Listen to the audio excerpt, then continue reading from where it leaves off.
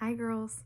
So I wanted to do something a little bit different this week for our workout. So I'm going to go outside here in just a minute and I'm going to video myself doing some of the workouts that I used to do at home on my own to prepare for college soccer.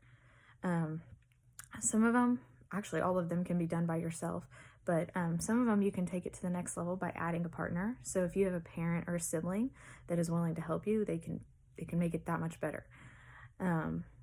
So it'll be just 3 simple little drills that I want you guys to try this week, along with your running and stuff that I hope you're still doing. Another thing that I wanted to add on is that this last week when we were having our coaches conference call, some of the coaches brought up the idea that you'll really be able to separate elite players from average players during this time, because elite players will want to train at home. They will consistently train at home to stay on top of their game. And you're not going to find that in average players. Average players aren't going to make it a priority. And so I hope that during this time, all of you can say that you find yourself to be an elite player because you've tried to stay on top of your game. You're going to be prepared when we come back. You're doing the workouts I've sent, or you've found other workouts that work for you, and you're touching the ball almost every day. These workouts that I'm going to show you, I used to train 6 out of 7 days a week for college soccer during the summers. I would train 6 out of 7 days a week, and then during the school year we had practice almost every single day. So I was getting touches almost every single day of the week, and I enjoyed that. I loved that. I thrived on that, and I hope you guys can find that same mindset, because that's what's going to bring you to the top during this time. It's going to push you past those players who don't want to do it, don't care to do it. And I truly believe that every single one of you have the will and the power to do that and to be those elite players. So let me go outside real quick and get set up, and then I will start videoing some of these easy drills. Okay, so for this first drill, all you need is 5 cones. So I have 4 purple cones on the outside put into a box, and then there's an orange cone right in the middle where the ball's at. That's where I'm going to start at. Okay, so what I'm going to start with is I'm going to go to the ball. I'm going to do quick feet, okay, quick feet for 1 minute. And then I'm going to sprint to one of the outside cones. I'm going to leave the ball and I'm going to sprint to one of the outside cones and sprint back to the orange cone. So if you're doing this on your own, you pick your own direction to go. So in your head, you just say, okay, I'm sprinting forward this time. So I'm going to sprint to the forward cone and sprint back. If you have a partner like I do, Connor's right behind the camera, he's going to yell out the direction for me to go. So I'm going to do my quick feet in the middle for 1 minute. He's going to yell the direction, and I have to think quick and get there and get back. Okay?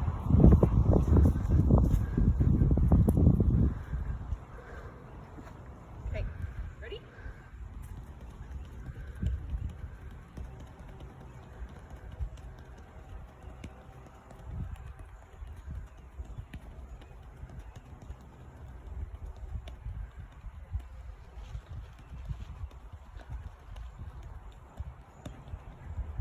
Right.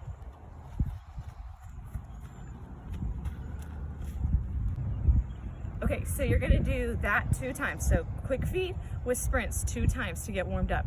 And then you're gonna move on to toe touches on top of the ball 2 times with 2 sprints, okay? Remember, if you're gonna do it by yourself, you just pick your direction and go. If you have a partner, have them shout out the direction they want you to go. Okay, so here we go with toe touches.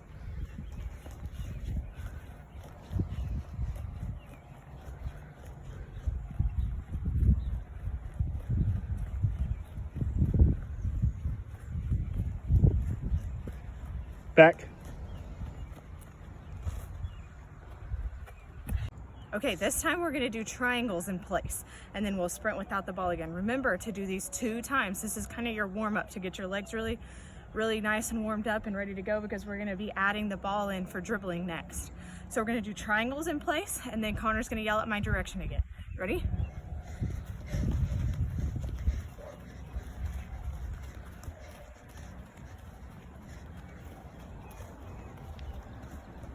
Left. Okay, this time it's gonna be the same thing, but left-footed triangles. Remember, you can go slow if you need to practice it a little bit at first, but make sure your sprint is still full speed. Okay, here we go.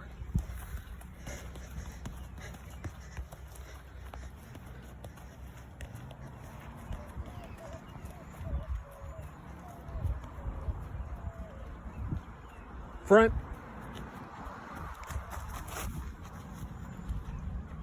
Okay, so we've gone through quick feet, toe touches, left and right triangles. You did all those sprinting without the ball 2 times each. Now we're gonna bump it up to 4 times each, and we're gonna sprint with the ball. So now it'll be a quick dribble. Okay, so when you say you have your direction you're gonna go, you sprint with the ball and you bring it back to the middle, to your starting point. So we're gonna start with quick feet again, okay? So you'll do this, you'll sprint out, come back 4 times, and then you'll move on to toe touches. Here we go.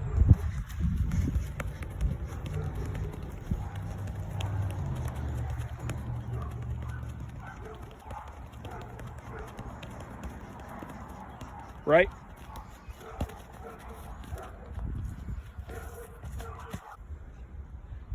Okay, here's the next drill. It's a different setup. There's only one cone. It's just the one orange cone that you're going to be standing at as your starting point. Okay? If you do not have a partner, you'll be starting with the ball in your hands. If you do have a partner, like I do, your partner is going to be holding the ball in front of you. So you're going to be facing your partner. Okay? You're going to have your back to where you're going to be running to. Okay, so I'm going to be running back. I'm going to be turning and running that way. What my partner is going to do is he's going to throw it over my shoulder. Okay, so I'm not going to know where it's going to land. He's going to throw it over my shoulder. I'm going to be jogging in place. He's going to throw it over my shoulder. I have to chase it down and collect it, even if it's bouncing, rolling, no matter what. You try to make a good first touch. That's a turn. Try to make your first touch a turn and bring it back to your starting point. Then you pick it back up and start all over. Okay, let me show you.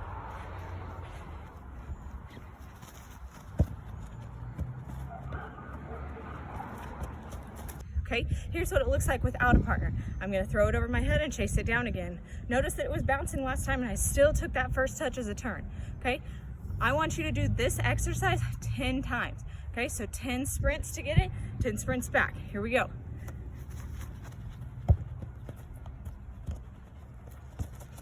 Okay, this last drill is something that I like to end all my workouts with. It doesn't involve any running, so what you're gonna do is you're just gonna be juggling. You're gonna take like 2 or 3 juggles, and then you're gonna hit it up really high in the air. And the goal of this is as it's coming down, you're gonna try to take a touch to the ground that's super soft so it stays right in front of you and you can control it and play out of the situation. Okay, so I want you to do this about 50 times.